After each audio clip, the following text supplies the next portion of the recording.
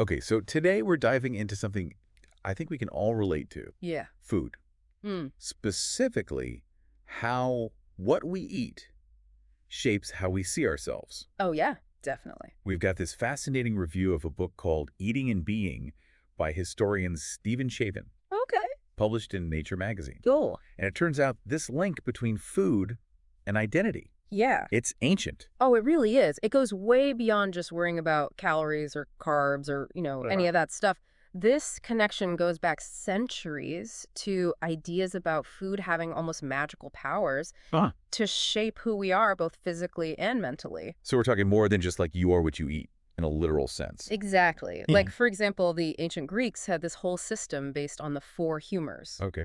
blood, phlegm, Right. black and yellow bile. Mm.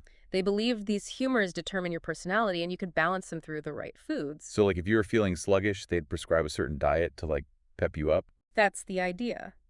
They thought food could make you more courageous, contemplative, or even prone to anger. Wow.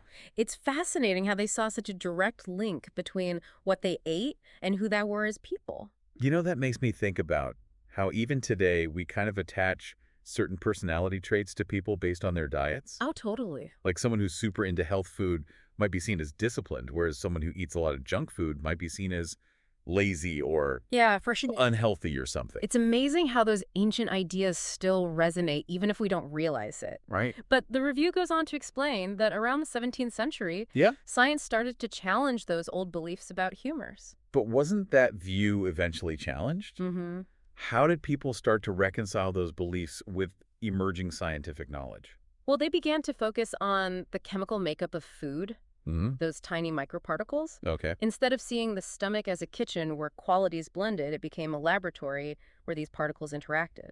So instead of thinking about how a food might make you feel, they were looking at its building blocks. Yes, It's exactly. Right. pretty big shift in thinking. Absolutely. And what's interesting is that this shift implied we could engineer ourselves through food, Oh, wow. not just by its inherent qualities, but by manipulating its very building blocks. So even though the science was advancing that core idea of food as self-making, Right. it persisted. Mm-hmm. It just got reframed through a different lens. Exactly. But as we move into the 19th century, another major development pops up: the calorie. The calorie. Yes. Suddenly, we're not just talking about humors or microparticles, Right. but quantifiable units of energy. Exactly. It seems like this really changed the game. Did this make things simpler or more complicated, do you think? Well, in some ways, it seemed to simplify things. Okay. Food became fuel, and the focus shifted to this idea of balancing calories in versus calories out. Right. It's a concept we're still grappling with today, right? Totally. Yeah. But even with all this talk of calories and equations, Yeah. didn't that idea of food shaping our identity still stick around? Oh, for sure. Like, are we still trying to balance our personalities through what we eat, even if we don't think about it in those terms anymore?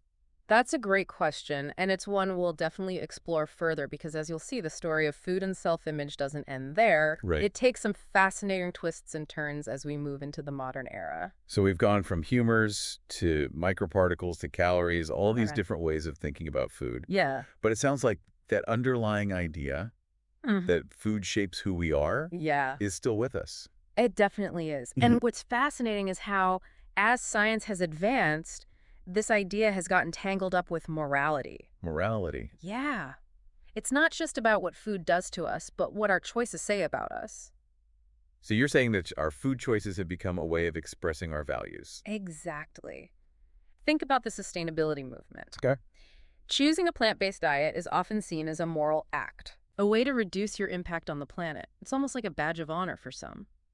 That's interesting. But isn't that kind of judgmental towards people who eat meat? Right. I mean, everyone has their own reasons for the choices they make. You're right. There is a danger of judgment there. And that's part of what makes this so complex. Yeah. We have all of these ethical considerations layered on top of nutritional science and personal preferences. So it's not just about calories or even sustainability. Right. There's a whole social dimension to food choices. Absolutely. And it goes even deeper than that. Consider the slow food movement. Okay. It's not just about what you eat, but where it comes from, how it's produced, and who benefits. Right. It's about supporting local farmers, sustainable practices, and having a connection to the source of your food. And on the flip side, there's a critique of foodies. Foodies? Yeah. Those who are seen as obsessed with fancy ingredients and elaborate meals. So it's like there's a right and a wrong way to care about food. It definitely feels that way sometimes. It's as though our food choices have become a way of signaling our social status or moral compass. This is making me think about those ancient Greeks again. Yeah, They were trying to achieve balance through food. right. And it seems like, in a way, we're still doing that. Mm-hmm. But instead of humors, we're trying to balance all these modern values and anxieties. That's a brilliant insight. We've replaced the four humors with a whole new set of anxieties Hmm. about health, the environment, social justice, and it all gets played out on our dinner plates. But this makes it sound like we're all just victims of these cultural pressures. Right. What about our own individual choices? Sure. Don't we have any agency in all of this? Of course we do. But we can't ignore the fact that those choices are being influenced by forces beyond our immediate control. Okay. Things like advertising, social media, and even the very design of the food itself. Okay, now it's starting to feel like a conspiracy. Mhm. You're telling me that the food industry is actively manipulating us into making certain choices? Well, it's not quite a conspiracy, Okay. but the food industry is definitely using science to engineer cravings. They know how to hit those pleasure centers in our brains with the perfect combination of fat, salt, and sugar. So even if we're trying to be mindful and make healthy choices, Right. we're up against some pretty powerful forces. That's right. And this is where the calorie, for all its seeming simplicity, actually complicates things. Ah. We're told to balance calories in versus calories out. Mm-hmm. And that becomes a lot harder when foods are designed to override our natural satiety cues. You know, that makes me think about my own struggles with sugar cravings. Yeah. Sometimes I feel like I'm fighting a losing battle. It's a common struggle. We're bombarded with messages about balance and moderation, but those concepts get really murky when you're dealing with foods that are engineered to be hyper-palatable. It's almost like we've lost trust in our own senses. Yeah. We're told if something tastes really good, it must be bad for us.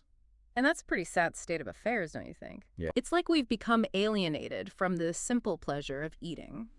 So how do we navigate this complex world of food and identity? It feels like we're being pulled in so many different directions. It feels like we're stuck in this tug of war Yeah. between our own desires, societal pressures, and the food industry's influence. So how do we even begin to untangle all of this? That's the challenge, isn't it? But I think the key takeaway from all of this is awareness. Okay. We need to recognize how these various forces are shaping our relationship with food and ultimately our sense of self. So it's not just about knowing the nutritional content of our food, but Yeah. understanding the broader context Okay. in which we make those choices. Precisely. We need to become more conscious of how our personal beliefs, cultural norms, and even those clever marketing tactics are influencing what we choose to eat. You know, it's almost like we need a new set of tools Yeah. to navigate this modern food landscape. I think you're right. And Yeah. one of the most important tools is critical thinking. We need to question those assumptions about good and bad foods and start thinking for ourselves.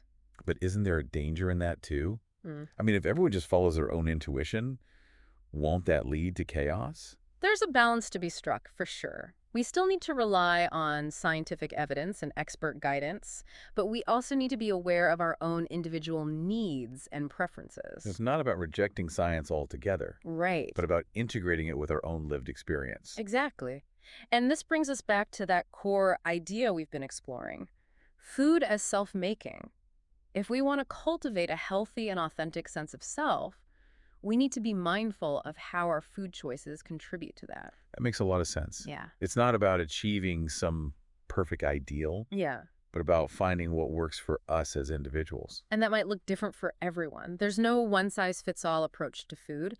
What matters is that we're making conscious choices that align with our values and support our overall well-being. So it's about letting go of the judgment, both of ourselves and others, and recognizing that there's no right or wrong way to eat. That's a great way to put it. It's about embracing the diversity of food choices and recognizing that each person's journey is unique. You know, that brings us to the thought-provoking question Yeah. posed at the end of this review. If food shapes self-image, what does your current diet say about you? That's a powerful question for all of us to consider. It invites us to reflect on not just what we eat, but why we eat it. What are our motivations? What are we hoping to achieve through our food choices? It's a challenge to dig a little deeper and examine our own relationship with food. to go beyond simply thinking about calories or nutrients and consider the deeper meaning behind what we choose to put into our bodies. Food can be so much more than just fuel. It can be a source of pleasure, connection, and even identity. By becoming more mindful of our choices, we can reclaim that power and use it to cultivate a healthier and more authentic sense of self. Well, that's certainly given me a lot to think about. Thanks for guiding us through this complex and fascinating topic. It's been my pleasure. And to all our listeners out there, we encourage you to continue exploring this journey. Pay attention to your own food choices, challenge those assumptions, and keep asking those important questions. And remember, there's no right or wrong answer. It's all about finding what works best for you on your unique path. Thanks for joining us for this deep dive into the world of food and identity.